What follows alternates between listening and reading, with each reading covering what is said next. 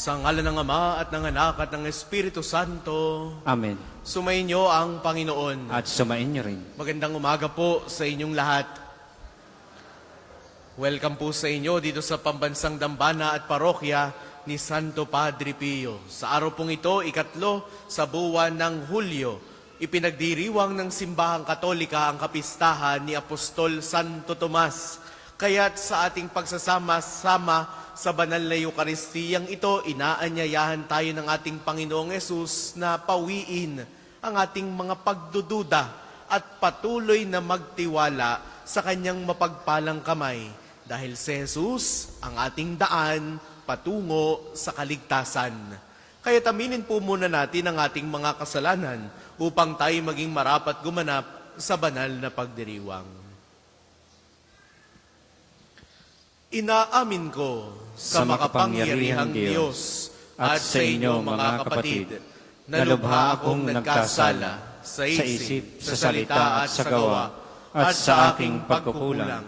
Kaya isinasamo ko sa mahal na Birheng Maria, sa lahat ng mga anghel at mga banal, at sa inyo mga kapatid, na ako'y panalangin sa Panginoong ating Diyos. Kaawaan tayo ng makapangyarihang Diyos, patawarin tayo sa ating mga kasalanan, at patnubayan tayo sa buhay na walang hanggan. Amen.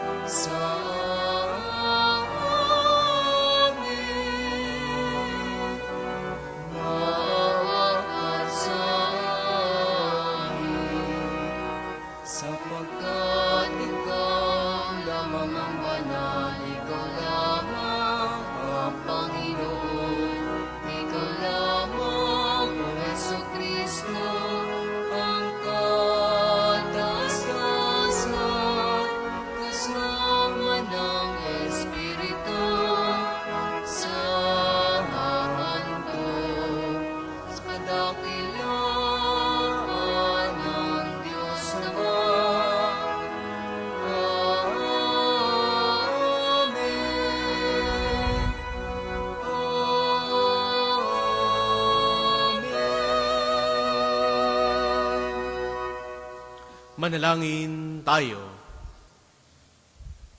Ang maraming makapangyarihan, loobin mong aming maipagdiwang ang kapistahan ni Apostol Santo Tomas upang matuwagan niya kami sa pagdalangin kami magkamit ng buhay sa ngalan ng kanyang kinikilalang Panginoon na si Hesu Kristo, kasama mo at ng Espiritu Santo, magpasawalang hanggan.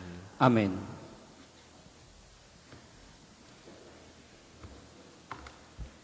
Pagbasa mula sa sulat ni Apostol San Pablo sa mga taga-Efeso. Mga kapatid, hindi na kayo dayuhan o taga-ibang bansa, kundi kababayan ng mga hinirang ng Diyos at kabilang sa kanyang sambahayan. Kayo itinayo rin sa saligan ng mga apostol at mga propeta na ang batong panukulan ay si Kristo Jesus. At pamamagitan niya, nagkaugnay-ugnay ang bawat bahagi ng gusali at naging isang templong banal. Dahil din sa inyong pakikipag-isa sa Kanya, kayo may kasama nilang naging bahagi ng tahanan ng Diyos sa pamamagitan ng Espiritu. Ang salita ng Diyos. Salamat sa Diyos. Salmong tugunan, humayot dalhin sa tanan, mabuting balitang aral. Humayot dalhin sa tanan, mabuting balitang aral. Purihin ang poon, dapat na purihin ng lahat ng bansa. Siya ay purihin ng lahat ng tao sa balat ng lupa. Humayot dalhin sa tanan, mabuting balitang aral. Pagkat ang pag-ibig na ukol sa ating dakila at wagas, at ang katapatan niya'y walang wakas. Humayot dalhin sa tanan, mabuting balitang aral. Magsitayo po lahat.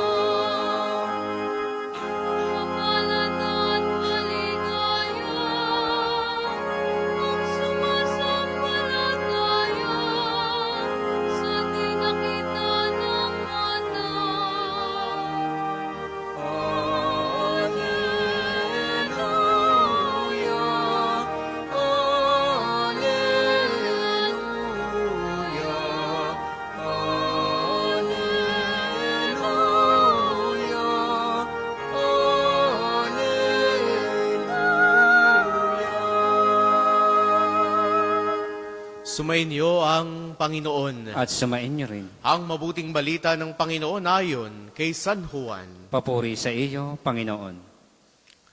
Si Tomas na tinaguriang kambal, isa sa 12, ay hindi nila kasama nang dumating si Jesus.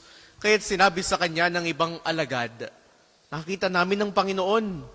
Sumagot si Tomas, "Hindi ako maniniwala hanggat di ko nakikita ang butas ng mga pako sa kanyang mga kamay at naisusuot dito ang aking daliri at hanggat hindi ko na ipapasok ang aking kamay sa kanyang tagiliran." Makalipas ang 8 araw, muling nagkatipon sa loob ng bahay ang mga alagad. Kasama nila si Tomas. Nakapinid ang mga pinto. Ngunit pumasok si Jesus at tumayo sa gitna nila. Sinabi niya, "Sumainyo ang kapayapaan." Saka sinabi kay Tomas, "Tingnan mo ang aking mga kamay at ilapit mo dito ang iyong daliri. Ipasok mo ang iyong kamay sa aking tagiliran. Huwag ka nang mag-alinlangan. Maniwala ka na." Sumagot si Tomas, "Panginoon ko at Diyos ko." Sinabi sa kanya ni Jesus, "Naniniwala ka na ba sapagkat nakita mo ako? Mapapalad ang mga naniniwala kahit hindi nila ako nakita." Ang mabuting balita ng Panginoon. Pinupuri ka namin, Panginoong Heso Kristo. Sa inyo pong lahat na naririto at nakikibahagi sa ating banal na pagdiriwang, sa mga sumasama po sa atin sa pamamagitan ng ating Facebook Live, sa lahat po sa inyo, mga pilgrims at mga debotong naparito sa Pambansang Dambana at Parokya ni Santo Padre Pio. Muli, magandang umaga sa inyong lahat. Ngayong pong araw na ito, pinagdiriwang natin ang kapistahan ni Apostol Santo Tomas, o kilala natin bilang The Doubting Thomas. Ang kwento ni Tomas ay isa sa mga kilalang tagpo pagkatapos ng muling pagkabuhay ng ating Panginoon. Hindi siya kasama noong unang beses na nagpakita si Jesus sa kanyang mga alagad. Kaya nga, sinabi niyang, maliban na makita ko lamang yung butas ng pako sa kanyang mga kamay at maipasok dito ang aking daliri, maipasok ko rin yung aking kamay sa tagiliran ng ating Panginoon, hindi ako maniniwala. Sa isang banda, naintindihan natin si Tomas. Sino ba naman ang hindi magdududa kung sinabi sa atin na ang isang taong alam natin na namatay ay muling nabuhay? Maaari ngayon, alam natin ang kwento ni Jesus. We all know that Jesus resurrected from the dead. Pero yung unang beses mong maririnig na ang taong ito'y nabuhay mula sa mga patay, maniniwala ka ba kaagad? Si Tomas ay totoo sa kanyang damdamin. Hindi siya nagpapanggap. Siya ay taong naghahanap ng katotohanan, ngunit nais niya ng katibayan. Kaya nga meron tayong sinasabing, to see is to believe. Gusto natin, kita natin. Gusto natin konkreto't ihahain sa ating harapan bago tayo maniwala. Ngunit pansinin natin, hindi pinagalitan ni Jesus si Tomas. Sa halip, nang muling magpakita ang ating Panginoon sa kanyang mga alagad, kasama na si Tomas, hinayaan na niyang hipuin ni Tomas yung kanyang mga sugat at doon mas lumalim ang kanyang pananampalataya. Kaya nga, ano yung kanyang pahayag?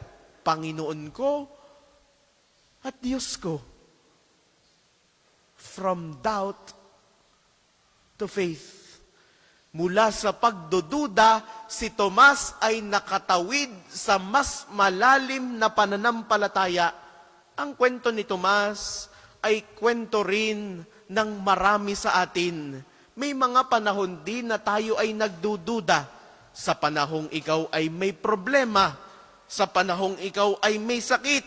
Kapag tila baga ang pakiramdam natin, katahimik ng Diyos. Sumasagot ba ang Diyos? Ngunit gaya ni Tomas, tinatawag tayo ng Panginoon na lumapit, humipo, at makipagtagpo sa Kanya.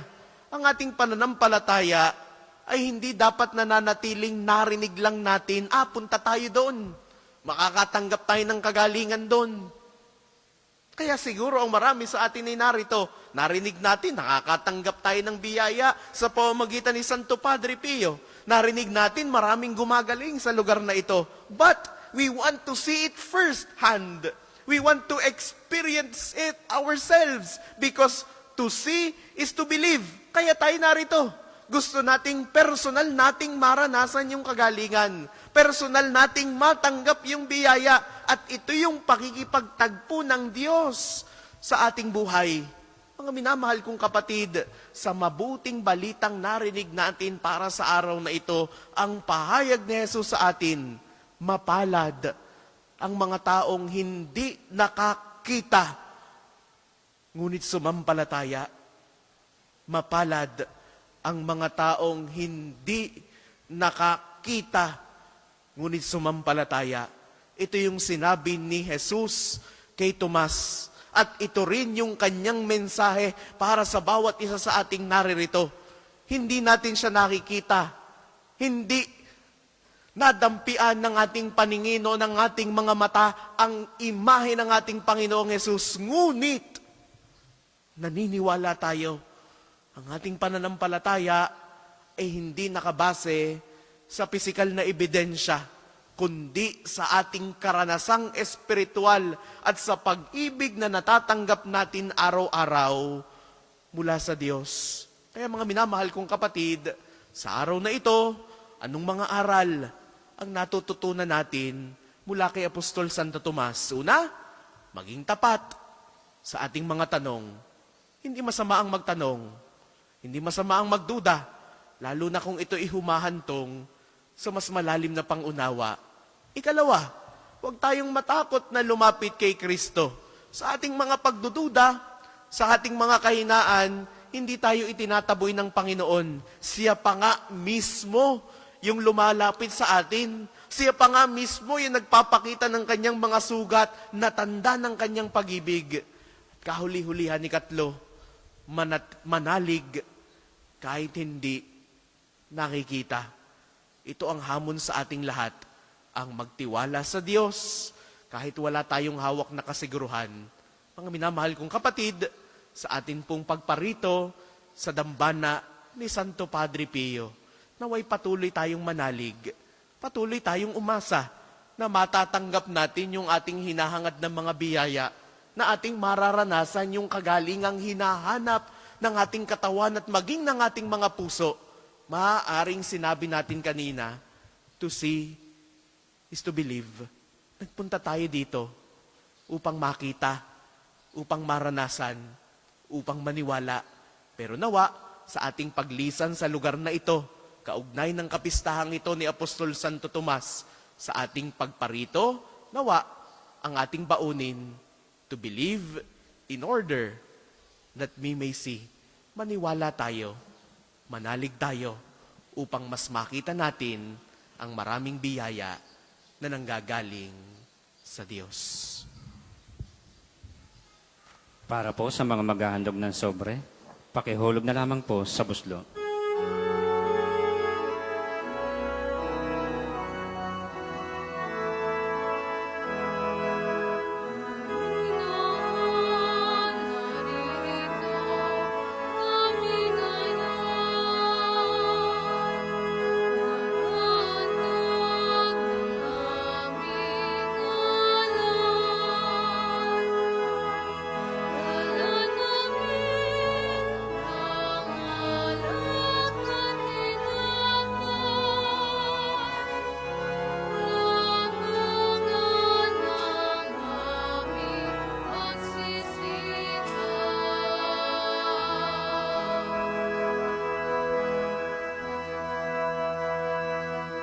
Magsitayo po lahat. Manalangin kayo mga kapatid upang ang paghahain natin ay kalugdan ng Diyos amang makapangyarihan. Tanggapin nawa ng Panginoon itong paghahain sa iyong mga kamay, sa kapurihan niya at karangalan sa ating kapakinabangan at sa buong sambayanan niyang banal. Ama naming lumikha, inihahain namin ang aming paglilingkod. Kalakipang dalangin itaguyod mo ang iyong mga kaloob sa amin. Ngayong kami nagpapasalamat sa iyo kaysa ng pagpupuri ni Apostol Santo Tomas sa pamamagitan ni Hesu Kristo, kasama ng Espiritu Santo magpasawalang hanggan. Amen. Sumainyo ang Panginoon. At sumain niyo rin. Itaas sa Diyos ang inyong puso at diwa. Itinaas na namin sa Panginoon. Pasalamatan natin ng Panginoong ating Diyos. Marapat na siya ay pasalamatan. Ama naming makapangyarihan, tunay ngang marapat na ikaw ay aming pasalamatan sa pamamagitan ni Hesu Kristo na aming Panginoon. Itinatag niya ang iyong sambayanan at ang mga apostol ay salig at katuwang sa pagpapanatili ng iyong pagmamahal na di magwawakas kahit kailan. Kaming sambayanan mo dito sa daigdig ay katibayan ng pamumuhay sa langit. Kaming narito ang tagapagpahiwatig sa pagkakaisa ng tanan sa iyong pag-ibig. Kaya, kaysa ng mga anghel na nagsisiawit ng papuri sa iyo ng walang humpay sa kalangitan, kami nagbubunyi sa iyong kadakilaan.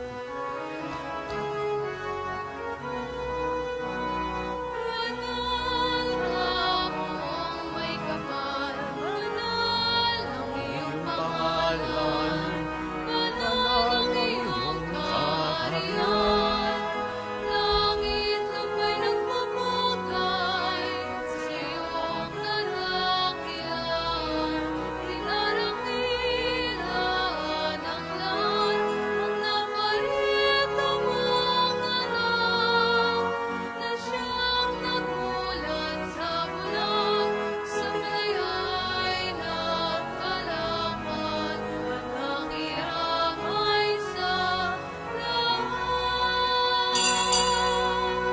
Kung hindi po kayang lumuhod, ay manatili pong nakatayo ng may paggalang.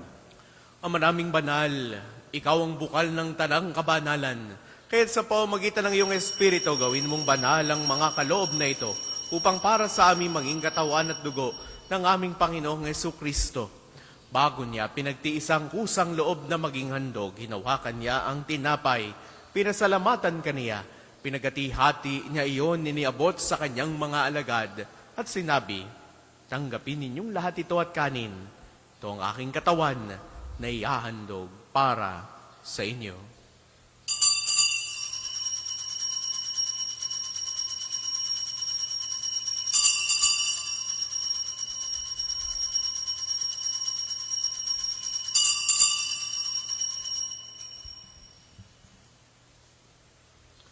Hindi naman noong matapos ang hapunan, hinawakan niya ang kalis. Muli kanyang pinasalamatan. Iniabot niya ang kalis sa kanyang mga alagad at sinabi, tanggapin ninyong lahat ito at inumin. Ito ang kalis ng aking dugo ng bago at walang hanggang tipan. Ang aking dugo na ibubuhos para sa inyo at para sa lahat sa ikapagpapatawad ng mga kasalanan. Gawin ninyo ito sa pag-alala sa akin.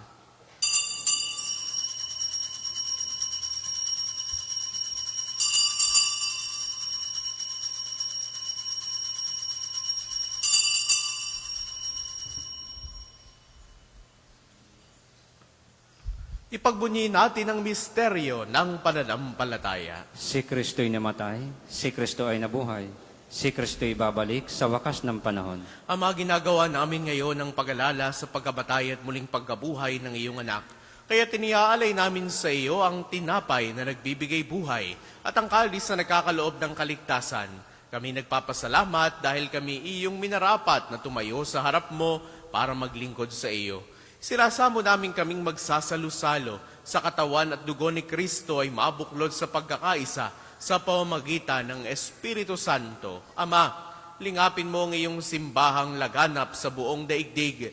Puspusin mo kami sa pag-ibig, kaisa ni Leon na aming Papa, ni Gilbert naming Obispo at ng Tanang Kaparian. Alalahanin mo rin ang mga kapatid naming nahimlay, nang may pag-asang sila'y muling mabubuhay. Gayon din ang lahat ng mga pumanaw. Kaawaan mo sila at patuloyin sa iyong kaliwanagan.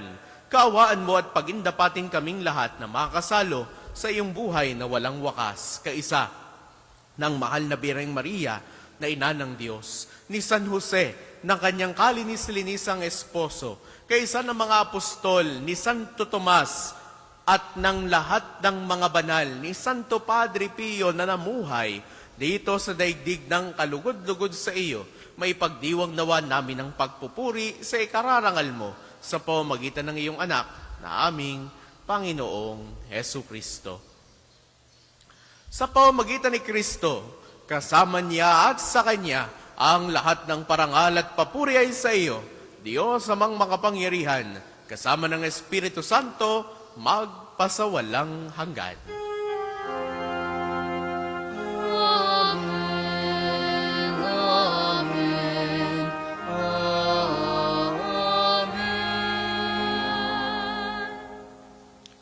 Sa tagubili ng mga nakagagaling na utos sa turo ni Jesus sa Panginoon natin na Diyos, ipahayag natin ng lakas loob.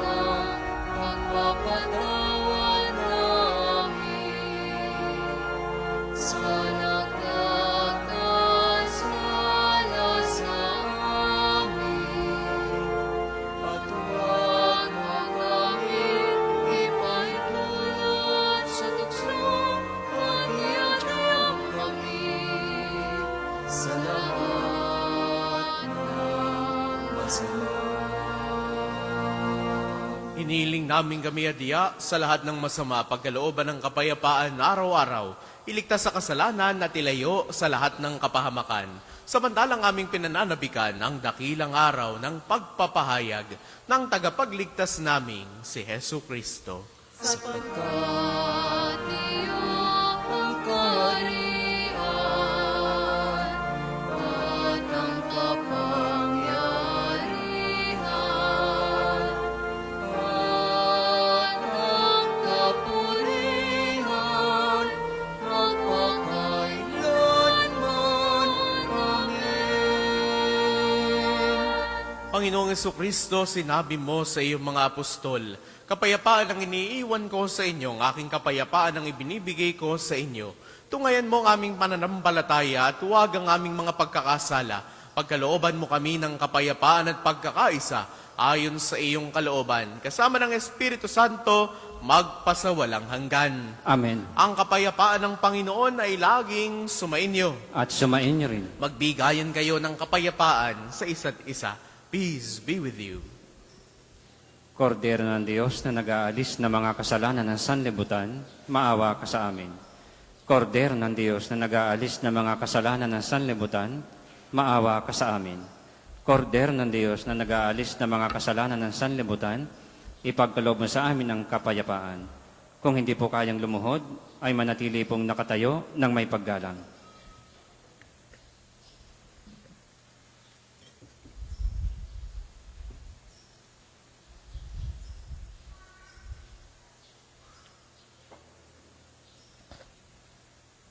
Ito ang kordero ng Diyos. Ito nag-aalis ang mga kasalanan ng sanlibutan, mapalad ang mga inaanyayahan sa kaniyang piging. Panginoon, hindi ako karapat-dapat na magpatuloy sa iyo, ngunit sa isang salita mo lamang ay gagaling na ako.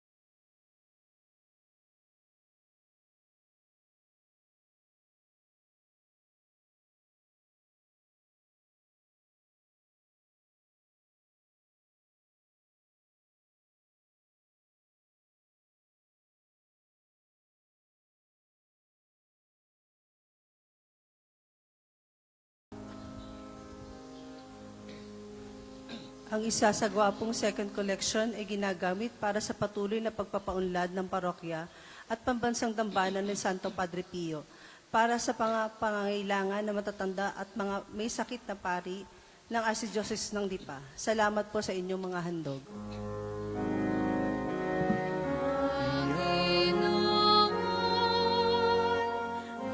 Aking damdam, aming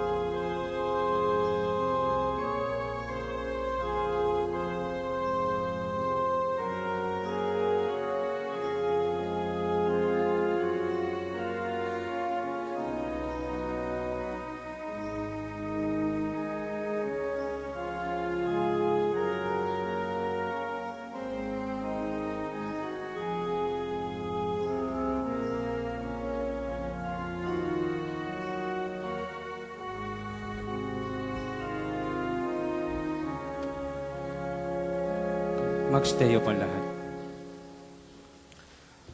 Manalangin tayo. Ama naming mapagmahal, ngayong kami ay nagsalo sa katawan ng bugtong na anak mo.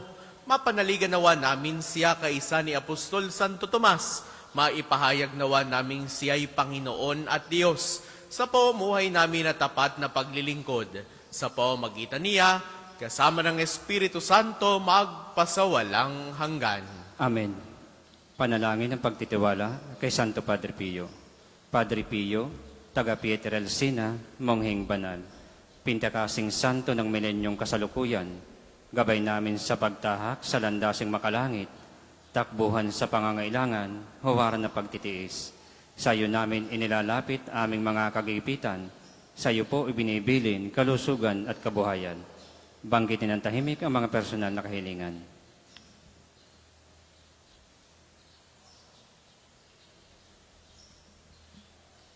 Di mang karapat-dapat, kami po ay pagbigyan. Bendisyonan at basbasan, maging ganap sa buhay. Lumayo nawa kami, umiwas sa kasalanan. Lumapit lagi sa Diyos, maging matatag at matibay. Sa mabuting balita ng pagliligtas, turuan mo kami nawa. Sa tuwin ay makinig, magnilay at sumampalataya. Amin pong pakiusap itong mga kahilingan. Puso ay nagsisisi, nagtitikang taimtiman. Di na muling magkasala, sunod lagi sa Diyos Amang, kaisa ng Espiritu at ni Jesus na tagapamagitan. Amen.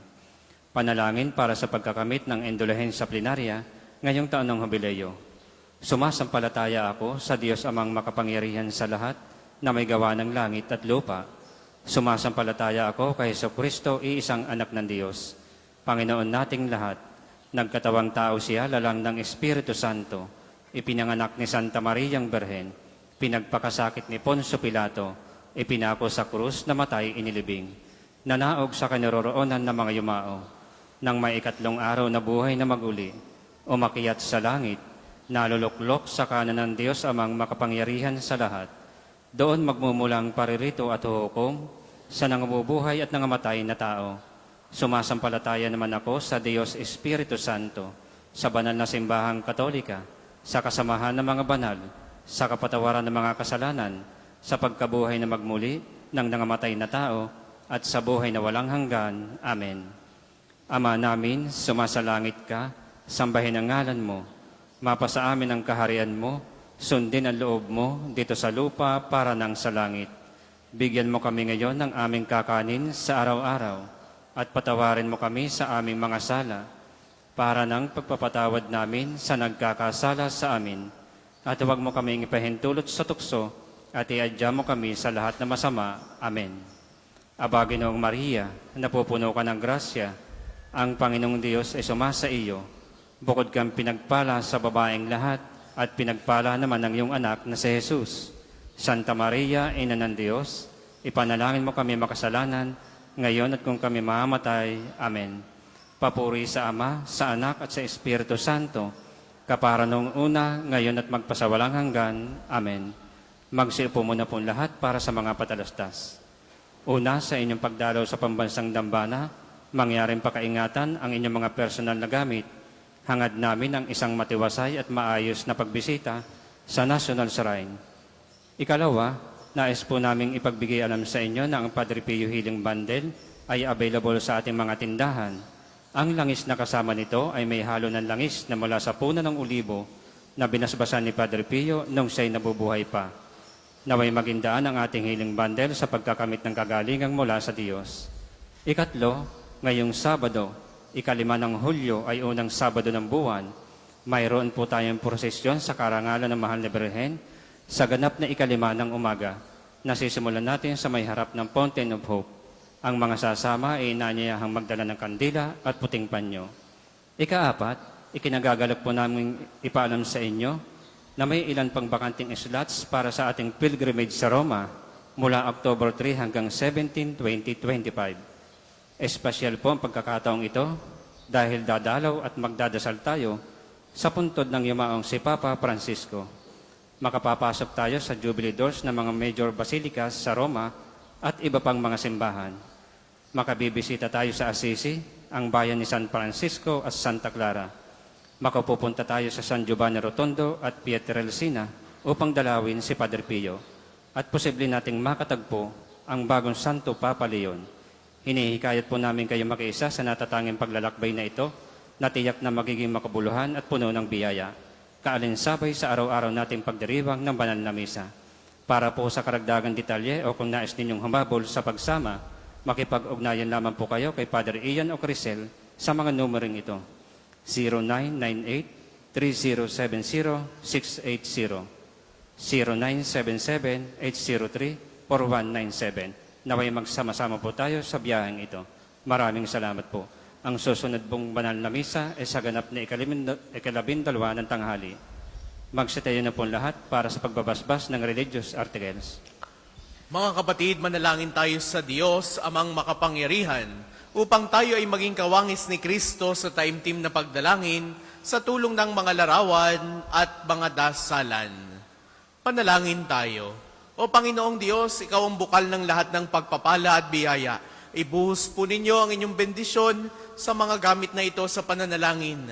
Ang mga rosaryong aming daladala, imahe ng Panginoon ng mahal na Birhen ng mga santo, lalo tigit ni Santo Padre Pio, mga dasalan, langis, miracle robs at healing bundles, na nagpapaalala ng iyong kabutihan, kabanalan at pagmamahal sa amin, upang ang lahat na dumulog at magdasal gamit ang mga ito ay magtamo ng iyong awa at biyaya. Loobin mong tularan nila ang kabanalan at aral ng Panginoon at ng mga santo magpasawalang hanggan. Amen. Ama namin, sumasalangit ka, sambahin ang ngalan mo. Mapasa amin ang kaharian mo, sundin ang loob mo dito sa lupa para ng sa langit. Bigyan mo kami ngayon ng aming kakanin sa araw-araw at patawarin mo kami sa aming mga sala para ng pagpapatawad namin sa nagkakasala sa amin. At huwag mo kaming ipahintulot sa tukso at iadya mo kami sa lahat na masama. Amen. Aba, Ginoong Maria, napupuno ka ng grasya, ang Panginoong Diyos ay sumasa iyo. Bukod kang pinagpala sa babaeng lahat, at pinagpala naman ng iyong anak na si Jesus. Santa Maria, Ina ng Diyos, ipanalangin mo kami makasalanan, ngayon at kung kami mahamatay. Amen. Luwalhati sa Ama, sa Anak at sa Espiritu Santo, kapara nung una, ngayon at magpasawalang hanggan. Amen. Luwalhati sa Ama, sa Anak at sa Espiritu Santo, kapara nung una, ngayon at magpasawalang hanggan. Amen. Luwalhati sa Ama, sa Anak at sa Espiritu Santo, kapara nung una, ngayon at magpasawalang hanggan. Amen. Sumainyo ang Panginoon. At sumainyo rin. Naway pagpalain kayo ng makapangyarihan at laging nagmamahal sa ating Diyos, ang Ama, at Anak, at Espiritu Santo. Amen. Taglayin ninyo sa inyong pag-alis ang kapayapaan ni Kristo. Salamat sa Diyos.